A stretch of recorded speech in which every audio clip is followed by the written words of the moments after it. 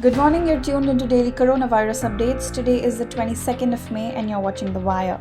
The number of cases in India is nearing 1,20,000. Around 47,000 people have recovered and more than 3,500 have died. Globally, the total number of confirmed cases has crossed the 50 lakh mark and over 3 lakh deaths have been reported. Delhi and Jharkhand recorded their highest single-day spike yesterday. 571 people contracted the virus in Delhi in a single day and 32 people in Jharkhand.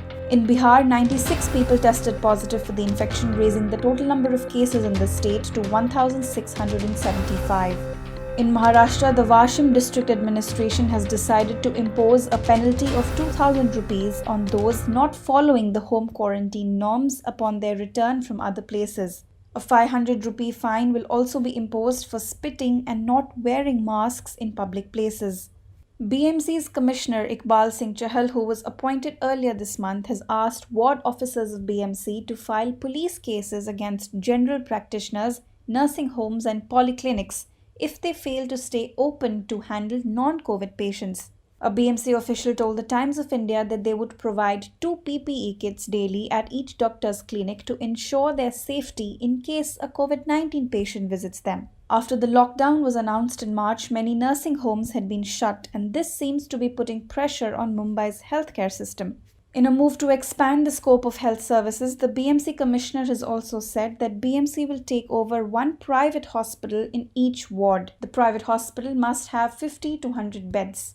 Earlier this week, it was reported that public and private hospitals in Mumbai are running out of beds and some patients are being put on wait lists. Researchers from University of Washington in the United States have found that over 2 billion people in low and middle-income nations, a quarter of the world's population, lives without access to soap and clean water. These people, according to the study, have a greater likelihood of transmitting the coronavirus than those in wealthy countries. In India, Pakistan, China, Bangladesh, Nigeria, Ethiopia, and the Democratic Republic of Congo, more than 50 lakh people in each country are estimated to be without hand-washing access, according to the study.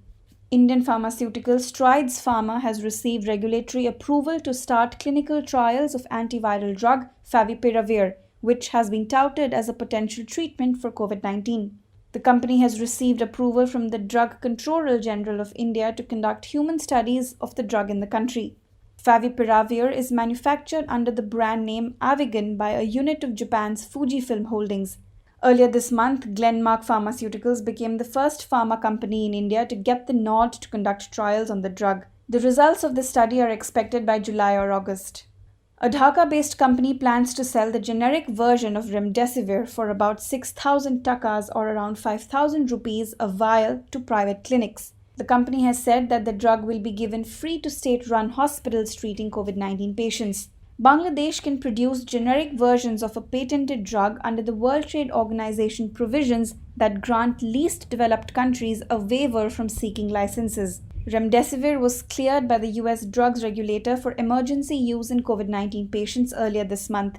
The drug has become the first medication backed by early clinical data to be made available to fight the novel pathogen. According to a prominent Chinese doctor, the coronavirus is behaving differently in patients in northeast China who have contracted it recently compared with early cases. This, he says, indicates is a changing pattern of the virus. China, which has largely brought the virus under control, has found new clusters of the infection in the northeastern border provinces of the country. The doctor has said that the incubation period of the virus in patients in the northeast China was longer than the patients in Wuhan. He said that the virus found in the northeastern clusters was probably imported from abroad, which could account for differences. Northeast China shares its borders with Russia. That's all for today. Thank you for tuning in. Keep reading and watching The Wire and The Wire Signs. We will see you tomorrow. Until then, stay safe.